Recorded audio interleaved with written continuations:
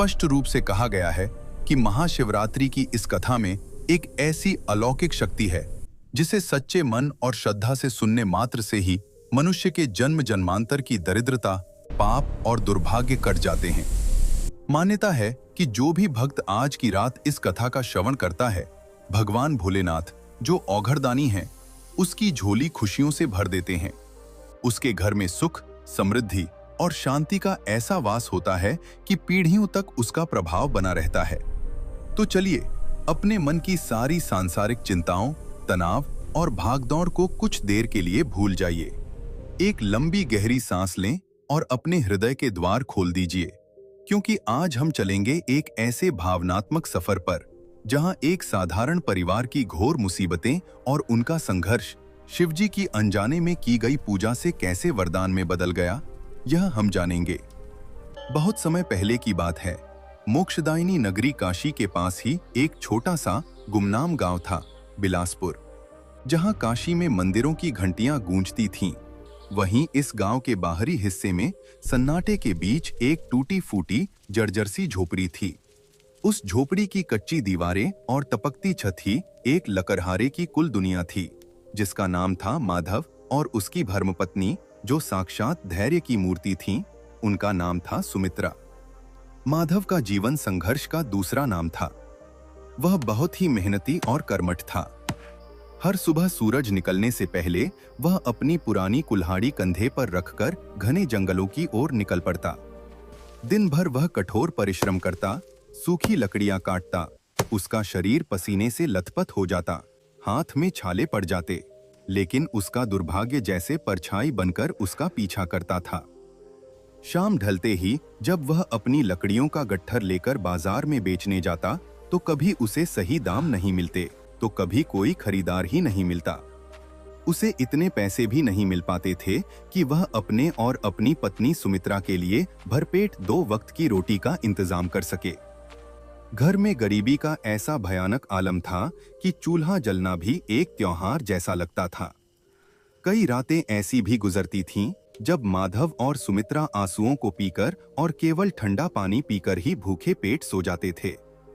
उनकी आंखों में नींद नहीं, बस आने वाले कल की चिंता होती थी। समय का चक्र चलता रहा और फाल्गुन का पवित्र महीना आ गया। यह वही समय था जब पूरी सृष्टि शिव और शक्ति के विवाह के उत्सव की तैयारी कर रही थी। महाशिवरात्रि का वह पावन दिन था। चारों ओर मंदिरों में सजावट हो रही थी। लोग उपवास और पूजा की तैयारियों में मग्न थे।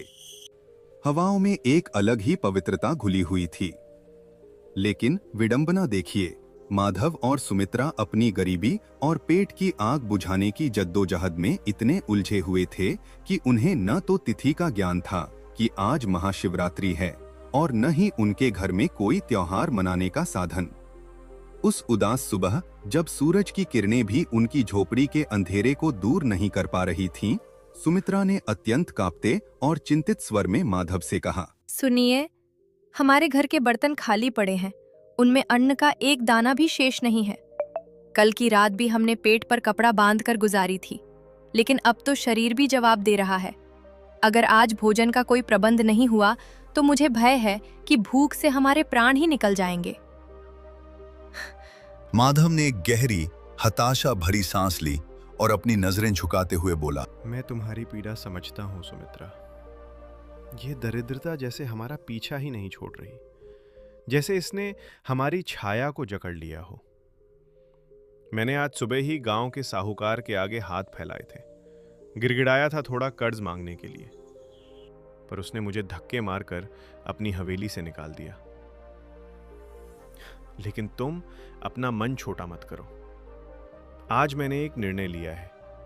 मैं जंगल के उस बीहड़ हिस्से में जाऊंगा जहां आम तौर पर कोई लकड़हारा जाने की हिम्मत नहीं करता। सुना है वहां पुरानी चंदन की लकड़ियां मिल जाती हैं। शायद उन्हें बेचकर आज हमें कुछ अच्छा दाम मिल जाए और हम भरपेट भोजन कर सकें। सुमित्रा का दिल कांप उठा।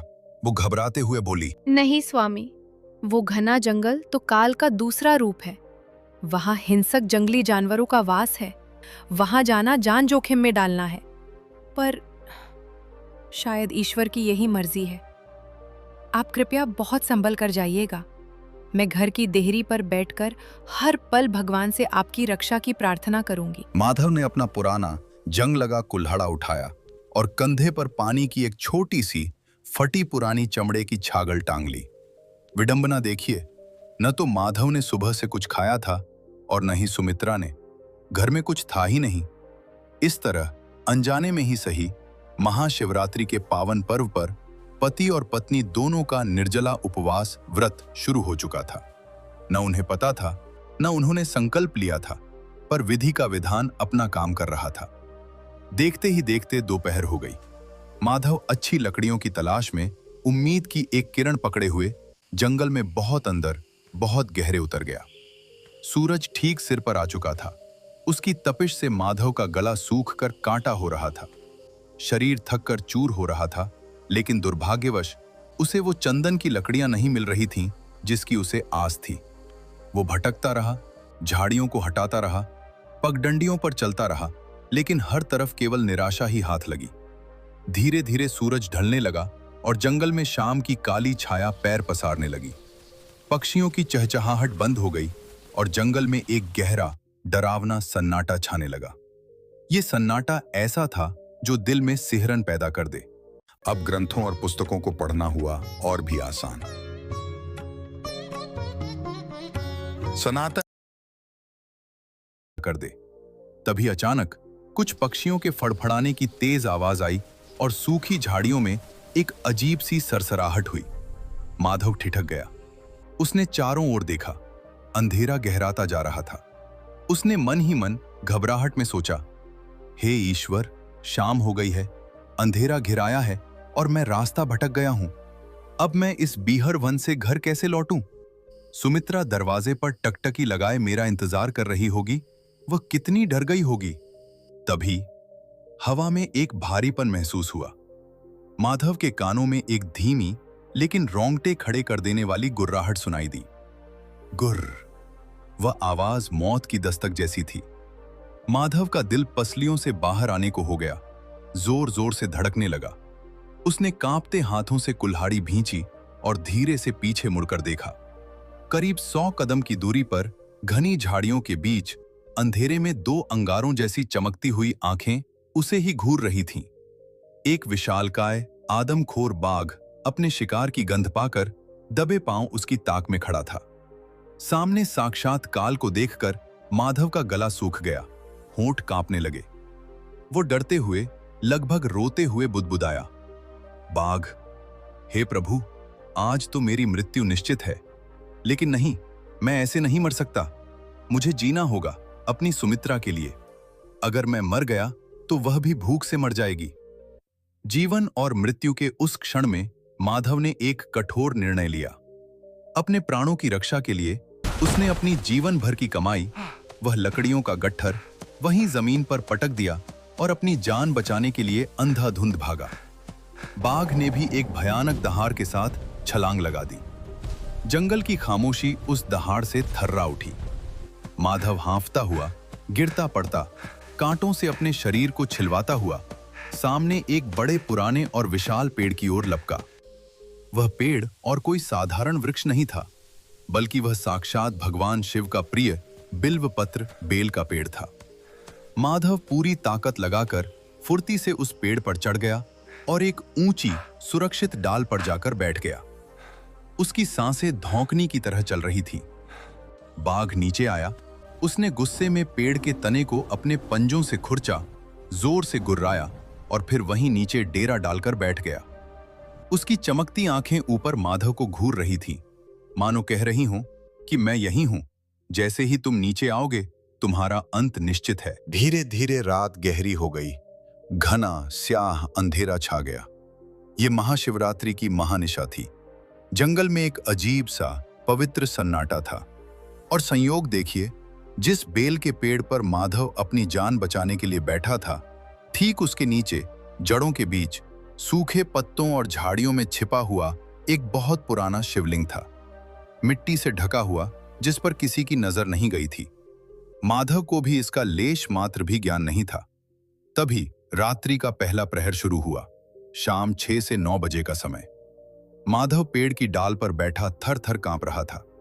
दिन भर की थकान और भूख के कारण उसकी पलकें भारी हो रही थीं। उसे नींद आ रही थी, लेकिन नीचे साक्षात मृत्यु बैठी थी। उसे डर था कि अगर झपकी आ गई तो वो नीचे गिर जाएगा और बाघ का निवाला बन जाएगा। उसने अपने आप को जगाए रखने के लिए एक उपाय सोचा। वो पेड़ के पत्ते तोड़ तोड़कर नीचे गिराने लगा ताकि उसका ध्यान बना रहे। वो एक पत्ता तोड़ता और नीचे फेंकता। माधव का मन व्याकुल था। वो सोच रहा था, हे ईश्वर, मेरी पत्नी सुमित्रा घर पर अकेली और भूखी होगी। उसने भी मेरे इंतजार में कुछ नहीं खाया होगा। मैं यहाँ इस पेड़ पर फंसा हूं। मेरे घर की दरिद्रता आखिर कब दूर होगी? क्या मेरा जन्म केवल दुख भोगने के लिए हुआ है? उसके मन में केवल अपनी पत्नी और अपने परिवार की चिंता थी। अनजाने में ही सही, माधव ने जो बेलपत्र तोड़े वे सीधे नीचे छिपे हुए शिवलिंग पर गिरे। चूंकि माधव ने सुबह से अन्न का एक दाना भी नहीं खाया था, उसका अनजाने में ही व्रत था और अब वह अनजाने में ही शिवलिंग पर बेलपत्र अर्पित कर रहा था। इस तरह उसकी पहले प्रहर की पूजा संपन्न हो गई। इसके बाद रात्रि का दूसरा प्रहर रात 9 से 12 बजे शुरू हुआ। रात अब और भी काली और डरावनी हो गई थी। जंगल के झिंगुरों की आवाजें तेज हो गई थी। बाघ अभी भी नीचे बैठा था। उसकी गुर्राहट बीच बीच में माधव का दिल दहला देती थी। माधव को अब जोरों की प्यास सताने लगी। उसका गला रेगिस्तान की तरह सूख रहा था। उसने अपनी कमर में लटकी हुई छागल, चमड़े की पानी की बोतल को टटोला। उसमें थोड़ा सा पानी बचा था।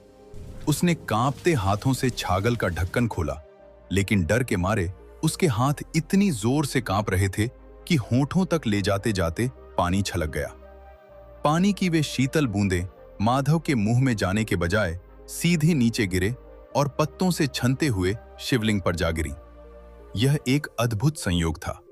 अनजाने में ही माधव ने शिवलिंग का जलाभिषेक कर दिया। वह प्यासा ही रह गया, लेकिन उसकी पूजा हो गई। नींद से बचने के लिए उसने बेलपत्र तोड़कर गिराना जारी रखा। इस तरह दूसरे प्रहर की पूजा भी संपन्न हुई। समय